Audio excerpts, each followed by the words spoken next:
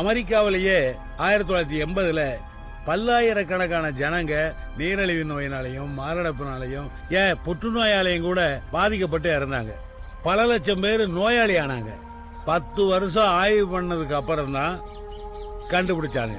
இந்த மரபணு மாற்ற விதைகளை பயன்படுத்தி தயாரிக்கிற சோயாபீன்ஸை சாப்பிட்றதுனாலதான் மக்களுக்கு இந்த மரணம்னு இதெல்லாம் தெரிஞ்சதுனால ஐரோப்பிய நாடுகள்ல மக்கள் கடும் எதிர்ப்பு தெரிவிச்சாங்க.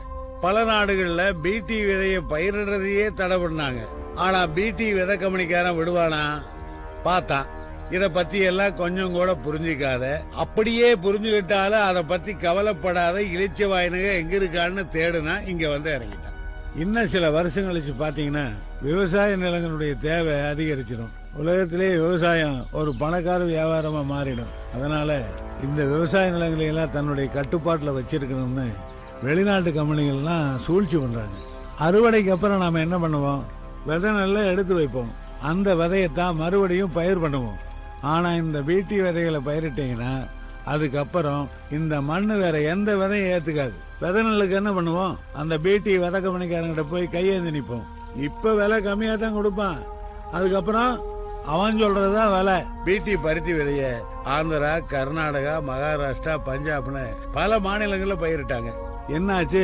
விளைச்சல் நாம எப்பவும் பயிரிடுற பருத்தி விட இது 5 மடங்கு கம்மிங்க. அந்த வருஷம் பிடி விதையை பயிரிட்ட எல்லா விவசாயிகளும் பாதிக்கப்பட்டாங்க. ஏழை விவசாயிங்க கடன் தொல்லைனால, கந்து வட்டி தொல்லைனால மனசு உடைஞ்சு போய் 2 லட்சம் பேர் தற்கொலை பண்ணிட்டாங்க. ஆனா அந்த பிடி விதை கம்பெனிக்கார சம்பாதிச்சது 2000 கோடி. ஒரு திட்டத்தை அரசாங்கம் மக்களுக்காக கொண்டு வரும்போது அதுல ஒரு தொலைநோக்கு பார்வை இருக்கணும். ஏன்னா இன்னைக்கு சரின்னு பண்ற ஒரு விஷயம் 10 வருஷம் கழிச்சு பார்த்தா அதுவே ஜனங்களுக்கு எதிரானதா மாறிடும். அதுக்கு நம்ம நாட்டில் நிறைய உதாரணங்கள் இருக்கு. நம்ம ஏழை ஜனங்களுக்கு அடுப்பறிக்க விறகல்ல அப்படிங்கறதுக்காக அமெரிக்காவில இருந்து சீமக்கருவேல முள்ள கொண்டு வந்து அதோட விதைய தமிழ்நாடு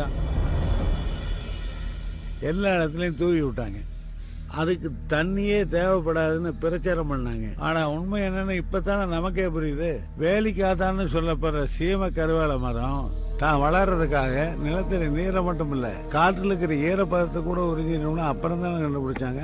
தமிழ்நாட்டுல ராமநாதபுரம், வேலூர், தர்மபுரி மாவட்டம் எல்லாம் முற்றிலுமா வறண்டு போச்சு. விவசாயம்னு நிலத்தடி நீர் இல்லையே.